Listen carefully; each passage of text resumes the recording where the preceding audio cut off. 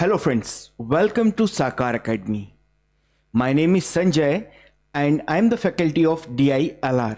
यदि हम बात करें DINLR की तो एक इम्पॉर्टेंट सिलेबस है for CAT and IPMAT students. जब भी हम बात करते हैं data interpretation and logical reasoning की तो इसमें हमारे पास में वेरियस तरह के क्वेश्चंस आते हैं. आज हम जो क्वेश्चन लेके आए हैं ये बेसिकली 2015 का पूछा गया क्वेश्चन है. जब हम बात करते हैं DILR की तो इसमें बहुत सारी इन्फॉर्मेशन गिवन होती है हमें. तो हमें क्या करना है, पूरी इन्फॉर्मेशन को एनालिसिस करके हमें उसका प्रॉपर सॉल्यूशन ढूंढना है.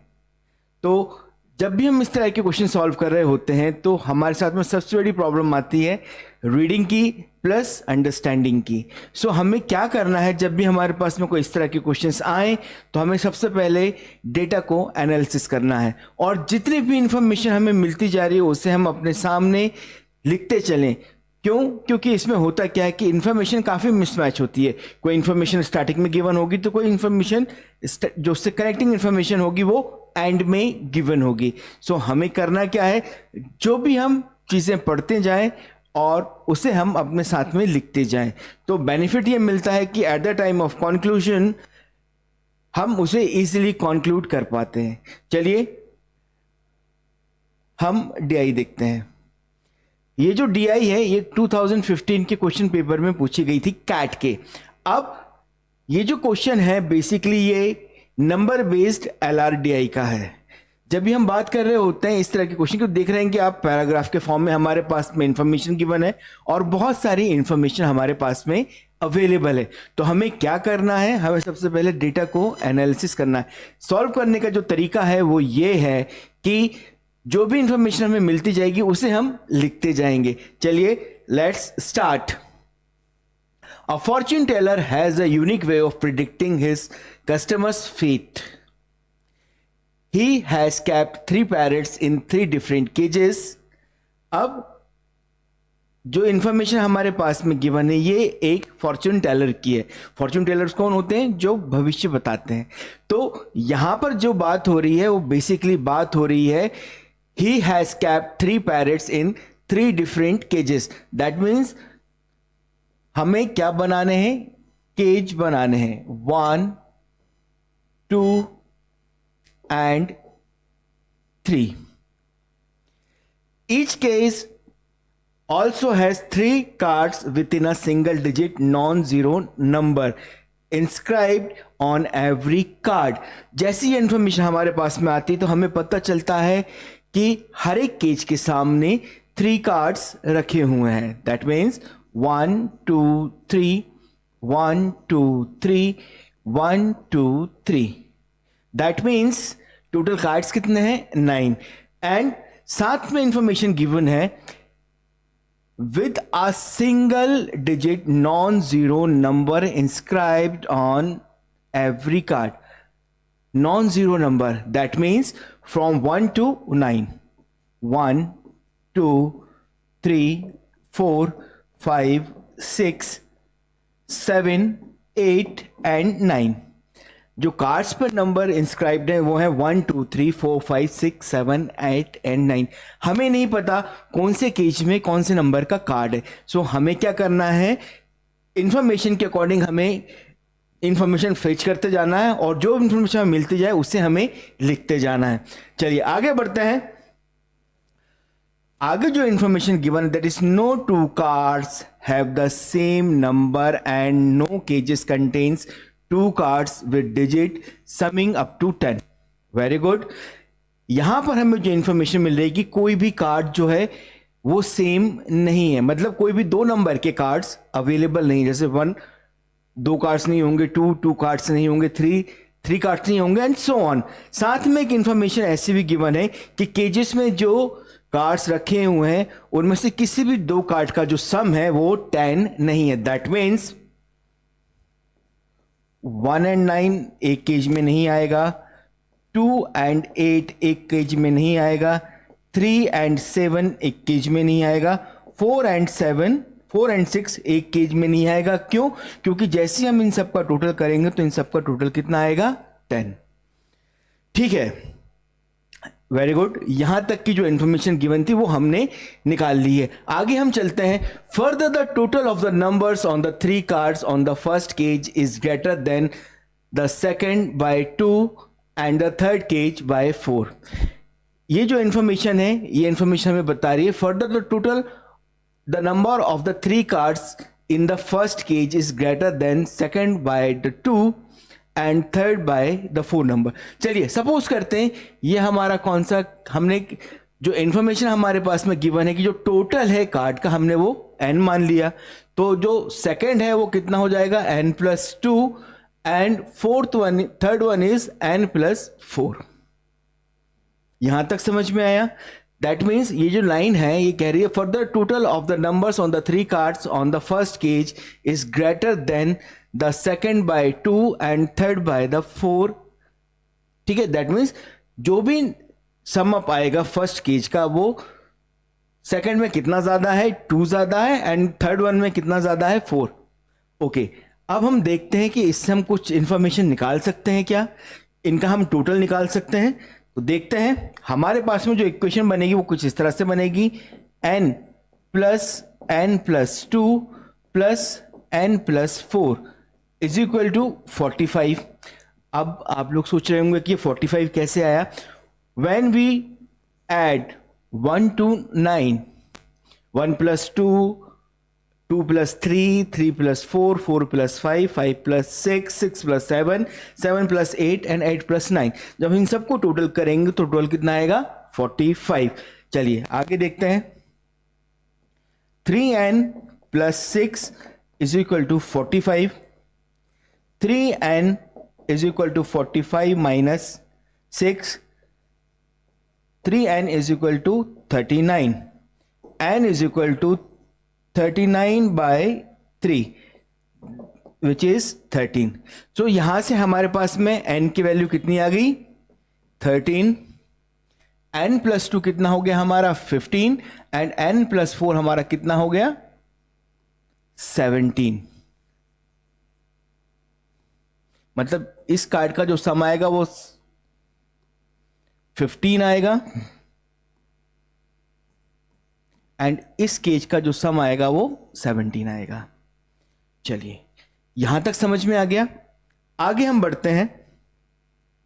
When a customer asks for his prognosis, the fortune teller lets out the 3 parrots which randomly pick one card out of their respective cages. कोई भी इस पर्टिकुलर लाइन का मतलब ये है कि जब भी कोई कस्टमर अपना प्रोग्नोसिस जानना चाहता था तो क्या करता था, जो फॉर्च्यून टेलर था वो पैरट्स को बाहर बुलाता था और जो पैरट्स होते थे वो कोई भी रैंडम एक कार्ड पिक करके उसके सामने लेके आते थे। Before the prognosis is made the fortune teller totals the digits on the 3 cards picked out and charges the customer the same number of rupees as the totals of the cards। बहुत अच्छी information है। ये information हमें यह बता रही है कि जो भी कस्टमर को वो चार्ज करता था, जो उन कार्ड्स का टोटल होता था वही वो कस्टमर से चार्ज करता था। जो भी पैरेट्स ने कार्ड्स पिकअप किया, सपोज करिए पैरेट्स ने पिक किया 1, 3 एंड 7, तो 1, 3 एंड 7 का टोटल कितना हुआ 11, तो वो कस्टमर से उतना ही चार्ज करता था। Last line, one day a customer paid 7 rupees for his prognosis. Very important line. क्यों? क्योंकि ये हमें बता रहा है कि जो सम अप होगा वो टोटल कितना होगा 7 रुपीज का। अब 7 रुपीज कैसे बनेंगे मेरे 1, 2 एंड 4 से। अब समझने वाली बात कि मेरे पास में इंफॉर्मेशन क्या क्या गिवन है कि 1, 9 एक साथ नहीं हो सकते, 2, 8 एक साथ नहीं हो सकते, 3, 7 एक साथ नहीं हो सकते, 4 एंड 6 एक साथ नहीं हो सकते, साथ ही 1, 2 एंड 4 एक साथ नहीं हो सकते, मतलब एक ही केजेस में नहीं हो सकते। यहां तक से हमने इतना तो निकाल लिया कि जो भी नंबर्स आएंगे वो यहां पे 13 आएगा, यहां 15 आएगा, यहां 17 आएगा। आगे बढ़ते हैं। अब हम नंबर्स को कैसे डिसाइड करेंगे कि कौन सा नंबर किस केज में है? हम जितनी बार भी हमारे पास में इंफॉर्मेशन गिवन है, हम उस सारे इंफॉर्मेशन को पुटअप करने की कोशिश करेंगे। चलिए लेट्स स्टार्ट। हम क्या करते हैं, हम सबसे स्मॉलेस्ट सम को हम उठाते हैं और सबसे बड़े नंबर को हम लेते हैं। अब सपोज करिए मैंने यहाँ पे नंबर सेलेक्ट किया 9, मुझे यहाँ पे टोटल कितना चाहिए 13 का।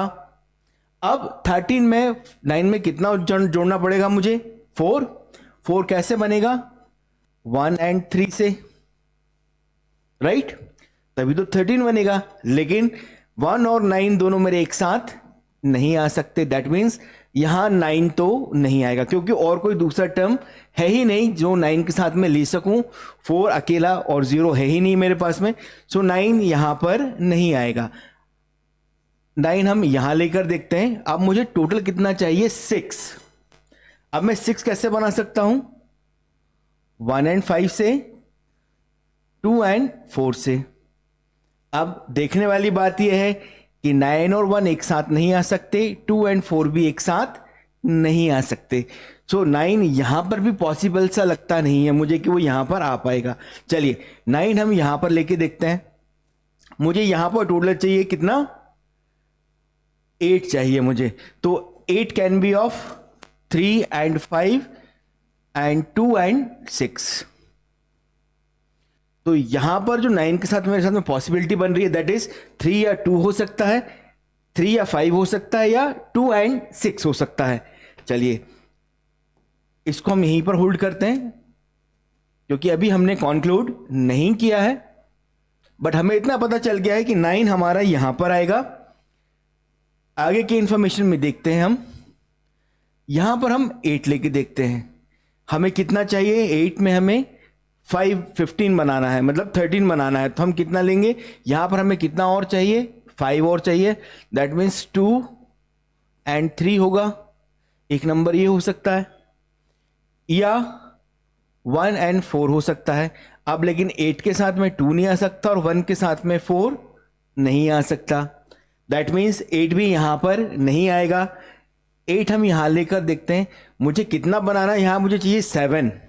तो 7 कैसे बन सकता है मेरा, 1 और 6 से, 2 और 5 से।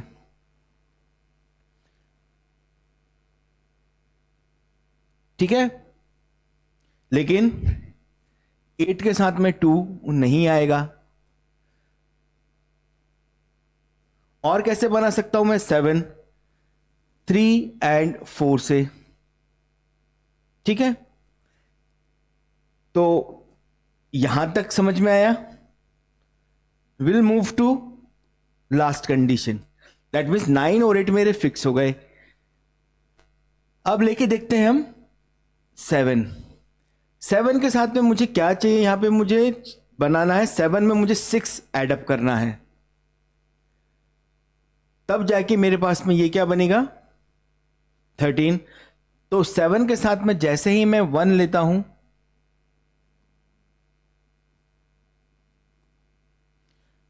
7 के साथ मैंने लिया 1 और यहां पे लिया 5।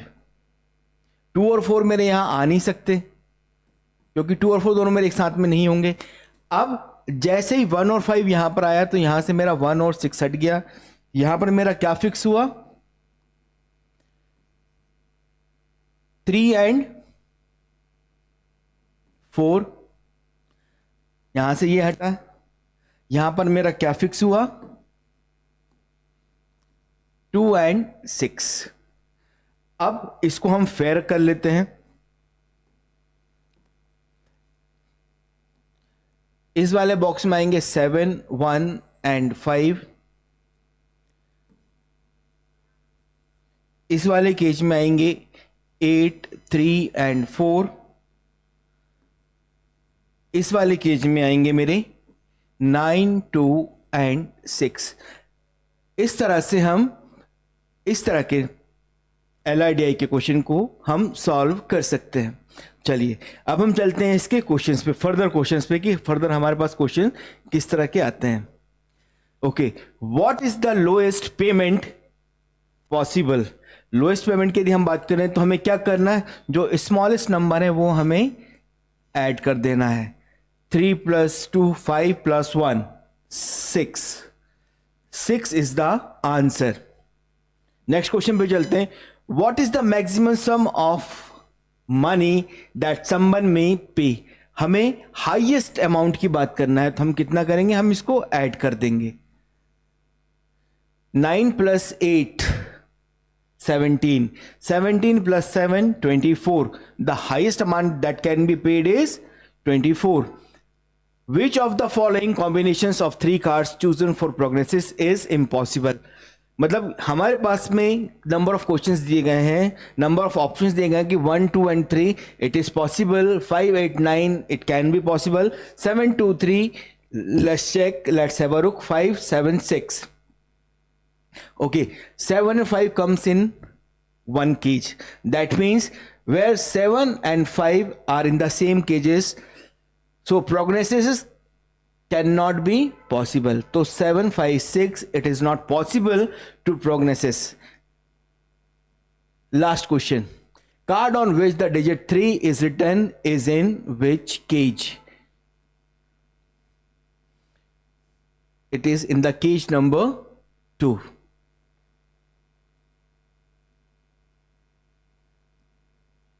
So this is how we can solve any DILR question. Just remember the following steps. Read thoroughly and write it down on your paper so that when you conclude it, it gives you clear idea how to conclude it. Thank you.